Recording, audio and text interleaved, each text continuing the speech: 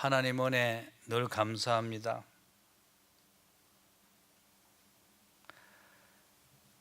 제가 구원받아서 주님께 영광 돌리는 삶을 살 수 있도록 먼저 허락하신 주님께 감사드립니다. 뿐만 아니라 부족하나마 주의 일을 위하여 서임받도록 또 도와주시니 감사합니다. 더 감사한 것은 복음을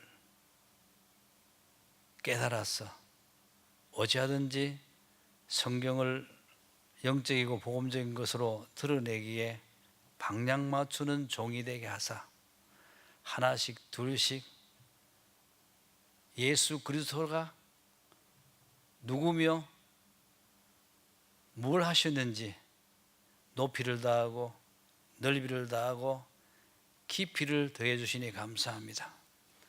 오늘 이 말씀을 통하여 제가 깨달은 바 내용들을 증거하기에 부족함이 없도록 주님 역사하여 주옵소서. 우리를 구원하신 주 예수 그리스도 이름으로 기도하옵나이다. 아멘. 세 번째 만남이 되겠습니다. 매 만남마다 한두 페이지에 아티클이 있습니다. 거기에 나오는 중요한 단어들을 먼저 살펴보겠습니다. 만남의 길이 있는데요. 만남의 축복이 너무 중요하죠. 우리는 부모를 먼저 만나고 친구를 만나고 스승을 만납니다. 그것도 중요합니다. 다 지나가는 겁니다. 그러나 영원한 만남의 축복이 있어야 합니다. 예수 그리스도만이 우리의 길이요 진리요 생명이십니다. 그래서 우리의 만남의 축복은 그런 겁니다. 두 번째 기적이라는 게 있는데, 하나님 편에서는 기적은 하나님의 당신의 일입니다. 이 정도로 생각하면요, 또 기적에 대한 어떤 그 의미를 또 더하게 되는 것 같더라고요. 존재. 도대체 당신 존재가 뭡니까? 당신 누구냐? 뭘 하고 살 거냐? 어디로 갈 거냐? 이런 물음을요, 이렇게 세상 사람들이 많이 하더라고요. 그런 주제를 놓고요, 세미나도 하고 유튜브 들어가면 많아요. 진짜 많아요. 근데 우리는 성경이 밝히는 우리의 존재가 뭐냐입니다. 물으면 글쎄, 저도 복음적 대답이 아닐 때는 남이 수긍을 못해요. 당신 입장에서는 그렇게 하겠지. 그 정도밖에 안 되나, 네 존재가. 그래요. 근데 복음의 입장에서 존재를 딱 이야기하면요, 다 놀랜다고요. 당신 존재가 뭐냐 이거지. 열과의 만남을 통해서 이것이 다 이렇게 정리가 돼요. 개념이.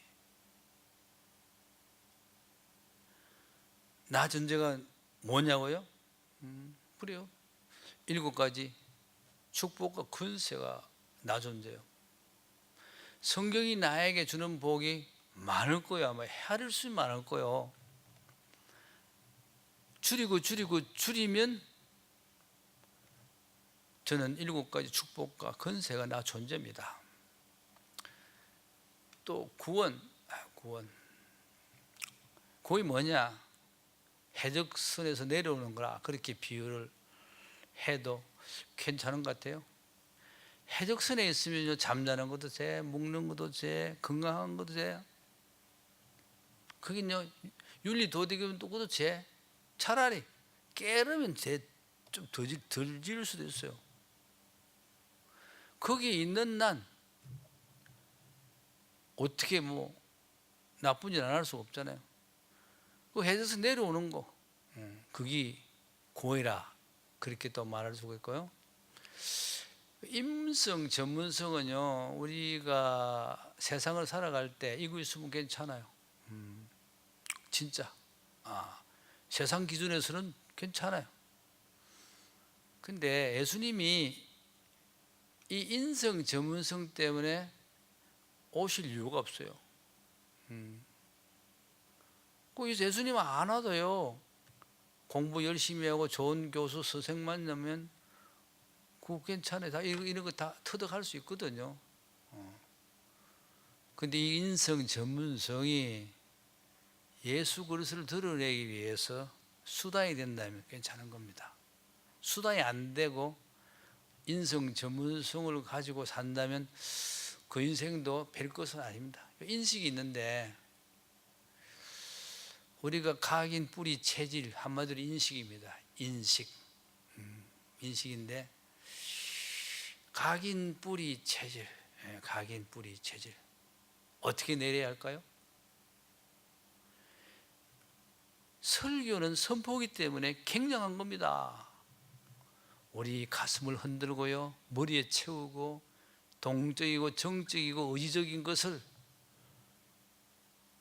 채우게 하는, 감당해야 하는 거예요.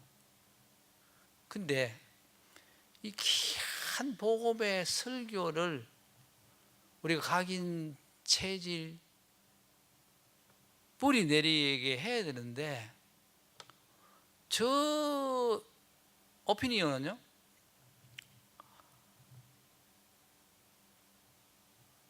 계속 공부할 때 주입식은 곤란하다 봐요. 왜? 주입식을 하면요, 한 시간 할 때 너무 많은 양을 줘요. 그게 소화불량이 돼요. 주입식은 100%안 하고 한 50% 안짝 참여식으로 하면요, 거기 적절한 교육이 된다는 사실을 압니다. 그래서 지금 제가 일방적으로요, 시가까지 주입식을 할 텐데, 제가 이 정도로 하고 끝난다면 저 여기 안 씁니다. 페이퍼로 또 그룹으로 등등 참여할 수 있도록 하는 후속 조치가 저한테는 있습니다. 그것도 성화인데요, 우리가 천국 갈 때까지 계속 갱신되는 거거든요. 갱신되는 건데, 은혜로 영화는 마지막 죽을 때 완전해지는 거예요. 온전해지는 거예요. 무시, 기도. 우리 기도하고 일하는 게 아니고 일하면서 기도하는 거, 아마 그렇게 해야 안 되겠나.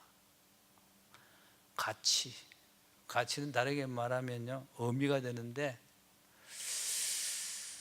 이 세상 가치는 비교, 유무, 희소, 그게 기준입니다. 상대 가치죠.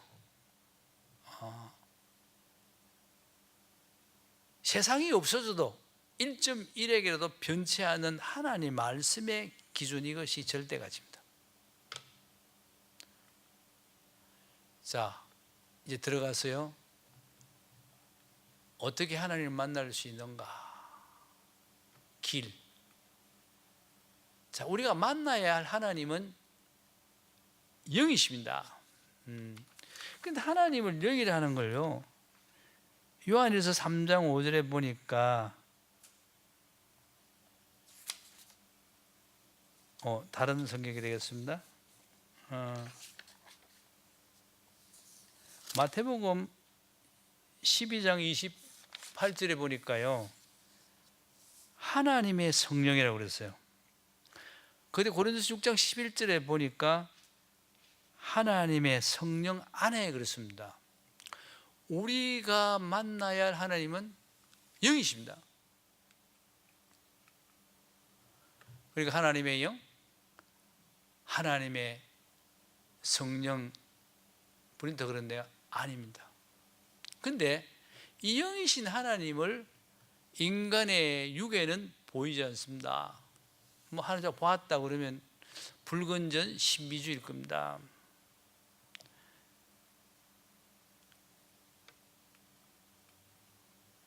왜일까요? 그분은 초월자라 그랬습니다. 초월자. 시편 97편 9절에 보니까 여호와는 신위에 초월하시니라고 그랬습니다. 영이신 하나님은 아무에게도 제한을 받지 않습니다.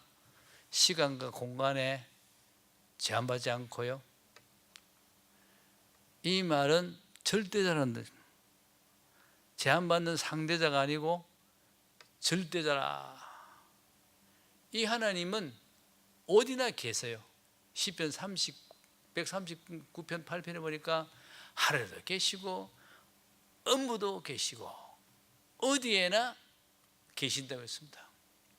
이분은 모든 걸 알고 계시고요, 모든 사람을 알고 미리 안다고 그렇게 성경은 말씀하고 있는데요. 요한복음 2장 24절에 또 무소불능하다, 모든 것을 가능케 하는 창조자입니다. 창세기 1장 1절 잘 하지 않습니까? 태초에 하나님이 천지를 창조하시니라. 천지 창조자예요. 중요한 것은 인간 창조자입니다. 흙으로 사람을 빚으시고 생기를 불어넣으니까 생명이 됐더라. 생명이 됐다는 겁니다. 이렇게 무소부지하시고 무소불능하신 이 하나님은 여호와라, 그렇게 부릅니다. 이 여호와라는 말은 출애굽기 3장 14절에 보니까 스스로 있는 자, 14절에 스스로 있다는 말을 두 번이나 했더라고요. 그 절대자라는 표현보다 더 강하고 더 본질적이고 더 위대한 표현이 스스로 있는 자입니다. 이 스스로 있는 자를 지존자라, 사존자라, 시작과 끝이라고 그랬습니다. 알파요 오메가라고 그랬습니다. 이 하나님을 만나는 것이 구원입니다. 인생 원초적인 문제, 원죄를 해결할 분이 이 하나님이거든요. 이 하나님에 비해서 인간은 육신을 가졌기 때문에 하나님을 눈으로 볼 수가 없어요. 왜? 타락한 눈으로 볼 수 없다는 겁니다. 근데 인간의 육신은요, 영에 제한이 되어 있어요. 왜? 흙, 생기, 생명이기 때문에 제한이 되어 있고요. 근데 영이 육체를 떠나는 것이 죽음이라 그랬습니다. 이 생명은 기소 본능이기 때문에 가게 되어 있습니다. 근데 문제는 구원은 타락한 영이 육체 속에 있을 때만 구원의 기회가 있다고 성경은 말씀합니다. 부자 라사로의 비유에서 보니까 불꽃 가운데 이 부자가 죽을 지경, 그래서 아직까지 죽지 않는 5 형제가 있는데 좀 구해달라고 부탁을 하잖아요. 그러니까 천상에 있는 데서 거기에 있는 사람들로부터 복음을 들어라. 여기 있는 천사가 가도 안 된다 그랬어요. 그래서 육신이 있을 때, 사람 육신이 살았을 때 구원의 기회가 된다는 사실.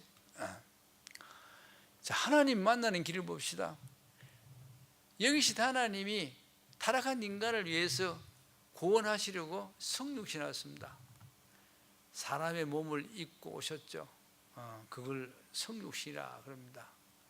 말씀이 육신이 되어 우리 가운데 거한다고 그래서 요한복음 1장 14절에, 마태복음 1장 18절 25절에 보니까 처녀가 잉태하여 아들을 낳았다 그랬습니다.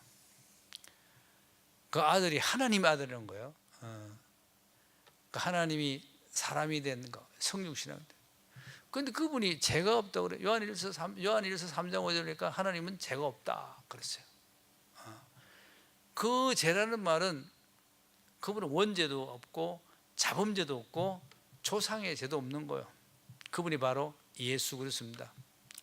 예수는 하나님의 아들이요 구원주요 그리스도입니다. 그리스도의 삼직 너무나 잘 알죠. 자, 그분은 인성과 신성을 가지셨는데 완전한 하나님, 완전한 인간이에요. 또 이 예수 그리스도를 영접하는 것이 하나님 만나는 길이에요. 자, 하나님을 만나면은 새로운 피조물이 되고 거듭남이 되고 영적 변화가 시작이 되고 창세기 1장 27절에 회복을 말한 겁니다. 구원받는 그 순간 성령이 내 몸에 보혜사로 성전 삼고 들어와 계신다는 거예요. 그런데 구원은요 사단에서 해방이에요. 왜 그럴까요? 자, 영접되는 그 순간 사단의 건설은 영원히 떠납니다.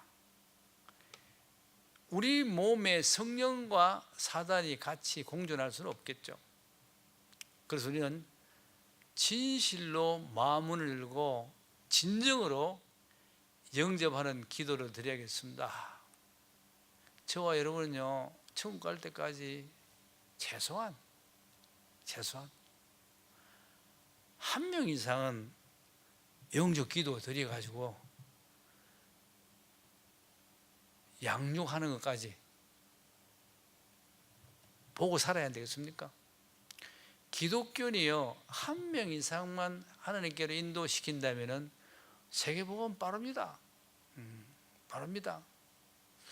어찌하든지 교회에서 영적이고 복음적인 내용들로 우리 영혼을 채우면은 하나님이 준비된 사람으로 보고 붙일 텐데, 이 목사인 제가 목회를 할 때 옛날에 성도 옵니다.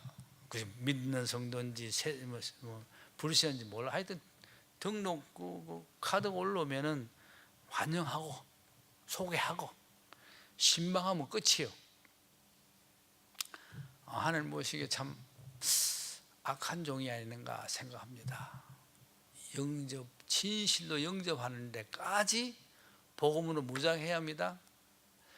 우리 같이 한번 영접 기도 해볼까요? 조금차 조용히 해보겠습니다. 하나님 아버지, 저는 원죄를 가진 죄인입니다. 지금까지요 하나님을 떠나 제 가운데서 방황하면서 살아왔습니다. 회개하오니 용서하여 주옵소서. 길이요 진리요 생명 되신 예수님이 나를 위해 십자가에 죽으시고 부활하신 사실을 믿습니다. 지금 나의 마음의 문을 열고 예수님을 나의 구주로 영접합니다. 내 마음속에 오셔서 함께 하시고 영원토록 인도하여 주옵소서. 예수 그리스도 이름으로 기도합니다. 아멘. 자, 이렇게 영접하고 구원을 받았다면 하나님으로부터 함께하는 증거들이 나타나는데요, 성화가 되는 거거든요. 성령이 내 속에 계셔서 날마다 성화시키는 것입니다. 보혜사 성령이요 영화롭게 합니다. 끝까지. 이 보혜사라는 것은 보호하고 은혜 주고 인도한 사자고 가르치는 사자가 되겠는데, 그렇습니다. 내 속에 있는 성령은 율법 아래 있지 않다고 그랬어요. 이 성령의 열매가요 사랑과 희락과 화평과 인자, 자비, 양성, 충성, 온유, 절대를 금지할 수 없다고 그랬습니다. 우리가 성령 충만 인도받으면요 성령의 열매를 맺기 때문에 율법을 이루어가는 거예요. 그래서 율법 아래 있지 않다는 거예요. 더 중요한 것은 구원받은 하나님 자녀들이요 그냥 신앙생활을 나가면요 그 나쁜 길이 안 보입니다. 일단 그래요. 성경을 영적이고 복음적으로 깨닫게 된다 그랬습니다. 성령은요, 인성과 전문성 스킬하기에 우선하지 않습니다. 착각입니다. 영적이고 복음적으로 깨닫는 것이 우리가 처해 있는 환경이고요, 그 방향이고요. 또 죄를 해결할 때 성령의 인도를 잘 받는다고 그러는데, 우리가요 시편 66, 18절에 보니까 죄를 회개하지 않고 있으면, 악한 가운데 있으면 기도를 듣지 않는다고 그랬어요. 또 중요한 것은요, 우리가 회개할 거리가 많으면 그 개인의 영적인 문제거든요. 개인의 영적 문제는 회개하고요, 복음으로 채워야 돼요. 회개를 내 속에 있는 성령이 시키시는데, 그 성령님이 요구는 복음적이고 영적인 내용들을 채우기를 원한 거예요. 회개했는데 그런 걸 안 채우면 또 빈집이 되는 거예요. 더 어렵게 될지도 몰라요. 자, 우리 기도 응답의 축복을 받는데요, 누가복음, 마태복음 보니까 저주한 자를 축복할 수 있지 않냐 그랬어요. 우리 이렇게 되는 거예요. 모욕한 자까지도 기도해 줄 수 있다. 그리고요, 땅과 하늘에서 응답받는다고 그랬어요. 예수는 베드로에게 땅에 매면 하늘에 매고 땅에서 풀면 하늘에서 풀린다고 그랬어요. 기도 응답의 축복을 허락하셨습니다. 또 우리를 떠난 사단은 도우면서 늘 방해를 하는데, 성령 충만을 받으라고 그랬습니다. 사단을 감당합니다. 요한일서 3장 8절에 보니까 하나님의 아들이 나타나신 것은 마귀의 일을 멸하십니다 그랬습니다. 예수 그리스도로 인해서 사단을 감당할 수 있고요, 성령 충만을 받으면 권능을 받는다고 그랬어요. 사도행 1장 8절에 오직 성령이 너희에게 임하시면 권능을 받고 땅 끝까지로 정인이 된다고 그랬습니다. 오직 성령은 권능이고, 왜 권능을 줍니까? 정인되라고. 무슨 정인? 제자라고. 제자되라고. 제자의 골 목표는 예수 닮는 것입니다. 그러니까 우리가 방향을 정인되고 제자되고 예수 닮기를 기도한다면 성령의 권능이 우리 속에 역사합니다. 반드시 합니다. 성령 충만 받으면요, 자신을 이깁니다. 왜냐하면 성령 충만은요, 하나님의 사정과 사람의 사정을 안다고 그랬어요. 요즘 오타가 났네요. 성령 충만은 하나님의 사정과 사람의 사정을 안다니까 자신을 감당 안 하겠습니까? 세상 사람은 그러더라고요. 너를 알고 너와 상대를 알고 세상을 알면 되지 않냐 그러더라고. 그 그럴듯한 말 같더라고요. 그게 인본주의요. 그렇게 끝까지 살면 사단의 밥이 됩니다. 이 자신을 감당하는 건요, 우리 속에 계신 성령이 기도하면은 하나님의 사정과 사람의 사정을 알게 하시니까 그 이깁니다. 또 세상을 이긴다고 그랬어요. 세상을. 오직 성령이면 권능받고 땅끝에 정인된다는데, 세상은요, 악령 충만 100% 받을 수 있는 자격자들이 사는 거예요. 그들을 감당하기 위해서는 하나님 자녀들이 성령 충만 받을 수 있는 자격자들이에요. 우리가 감당해야 돼요. 사단은 성령 앞에서 물러갑니다. 성령과 사단은 절대 공존 못 하잖아요. 그래서 성령 충만을 받으라는 겁니다. 성령 충만 받으면 하나님의 사정과 사람의 사정을 알기에 자신과 세상과 사단을 감당하기 때문에 전도의 문을 열립니다. 자, 하나님의 살아계신 증거들을 봅시다. 증거들은 뭘까요? 영접과 양육이 되는데 영접과 양육을 제대로 할 사람이 누굽니까? 제자입니다. 제자. 예수님께서 갈릴리 어부 출신들을 세워서 양을 먹이고 양을 치라고 그랬어요. 제자되라고 그랬어요. 그런데 그때 그들이 어땠을까요? 이렇게 복음이 확산되는 걸 짐작을 했겠나? 그런 생각을 해보거든요. 근데 하나님의 살아계신 결과들은 꼭 나타나게 됐습니다. 영접과 양육이 이루어지거든요. 이 제자가요, 이 좀 생각이 좀 고려해서는 안 되겠습니다. 제자의 자긍심이 있어야 되겠어요. 제자의 자긍심이 뭐냐? 영원히 밟고 넘어갈 수 없는 스승이 내한테 있다. 세상의 모든 스승은 제자들이 그 스승의 것을 빼먹고 스승의 것을 분노도 해서 자기 것을 주장해서 밟고 넘어갑니다. 밟고 넘어가서 또 스승이 되면 또 제자를 키워요. 또 그렇게 해요. 그럼 영원한 스승이 없죠. 자기가 스승 되고 보니 제자가 또 두렵고 그런 식이에요. 그러나 영원히 뛰어넘을 수 없는 스승 예수 그리스도가 나의 스승이라는 것을 안다면 그분의 제자, 이 자긍심 아닙니까? 자, 요한복음 14장 6절을 이해할 수 있겠나? 예수께 가라사대 내가 꼭 길이요 진리요 생명이니 나로 말미암지 않고는 아버지께로 올 자가 없느니라 그랬습니다. 세계 역사상요, 그 누구도 나의 인생길이 되겠다고 한 사람도 없어요.